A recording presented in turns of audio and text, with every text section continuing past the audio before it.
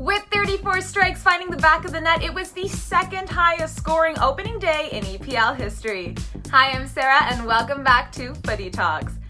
7 of last weekend's 10 matches produced 3 or more goals, with the return of sellout crowds giving players and teams a much-needed post-pandemic boost. It was business as usual at the top, with big wins for Manchester United, Chelsea, and Liverpool. And new managers Rafa Benitez and Nuno Gomez also got off to winning starts in front of their new and potentially still undecided fans.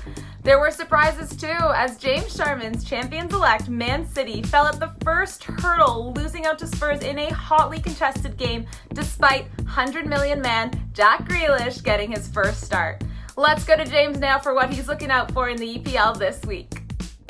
It's just week 2 in the Premier League, and already, dare I say it, Arsenal are in crisis. A, they lost to Brentford, the new boys, last Friday in a gutless performance, and B, they blame Chelsea, who some people believe are this year's title favourites. Mikel Arteta, the manager, is very much on the hot seat right now and is the bookies' favourite to be the first manager fired. Throw in Pierre-Emerick Aubameyang and Alex Lacazette, the 2 star strikers, might want out of Arsenal and missed last week through illness and are doubtful for this weekend, and these are tough times for the Gunners.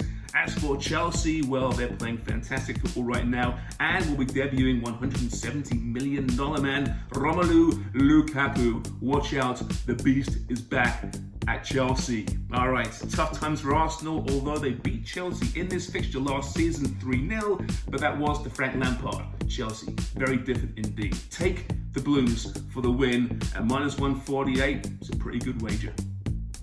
Thanks, James. With Bruno Fernandes racing ahead in the scoring charts after a hat trick in United's 5-1 home victory against Leeds, the conversation is heating up about which teams need which strikers this season.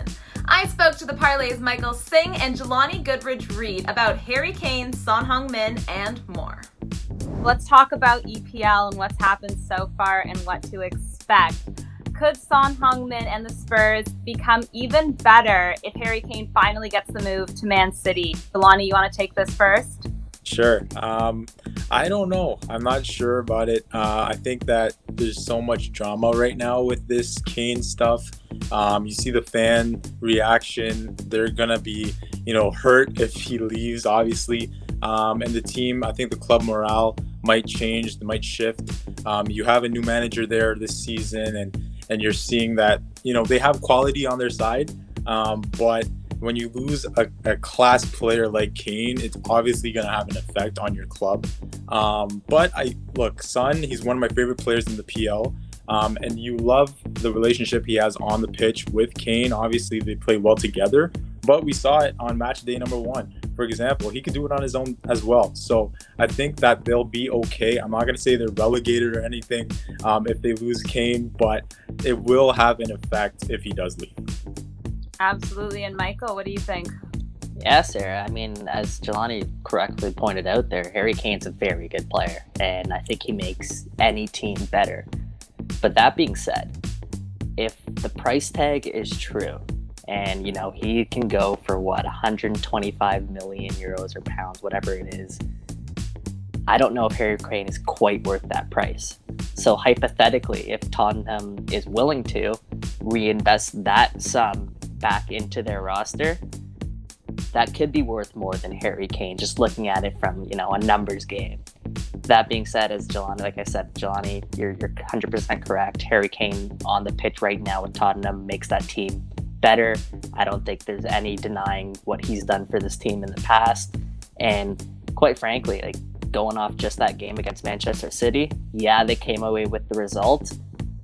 But if you play that game again, I'm not sure that result will be the same. So for me, it's honestly a toss-up depending what Tottenham do. Yeah, I 100% agree with both of you guys. It's going to be very interesting to see it play out.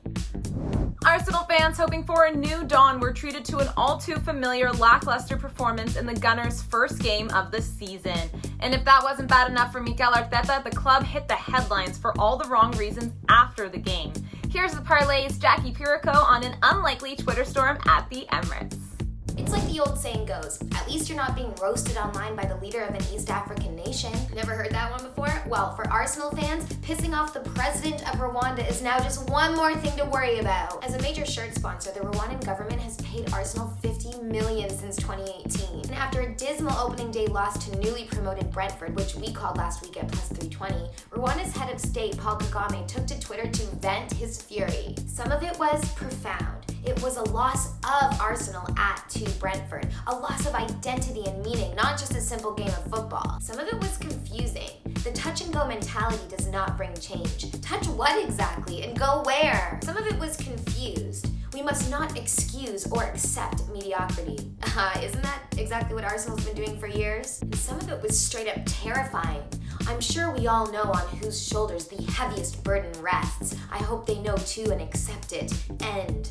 Holy shit, Paul, calm down. It's just a game. Just a really expensive, predictable, humiliating, depressing Arsenal game of football. You know what? Scratch all that. Paul, you got every right to scorch these losers. And go visit Rwanda, okay? Thanks, Jackie. Last weekend, all three of our parlay picks came in, and if you haven't seen it yet, check out our latest parlay, released every Wednesday across all social channels. This week, we're betting on another 3 points for Manchester United and Chelsea, and a slip-up for Spurs that would see them share the points at Wolves. Pick wins for Chelsea and Manchester United, and a draw for Spurs for an EPL parlay of plus 836. Thanks for watching, and see you next time on Footy Talks.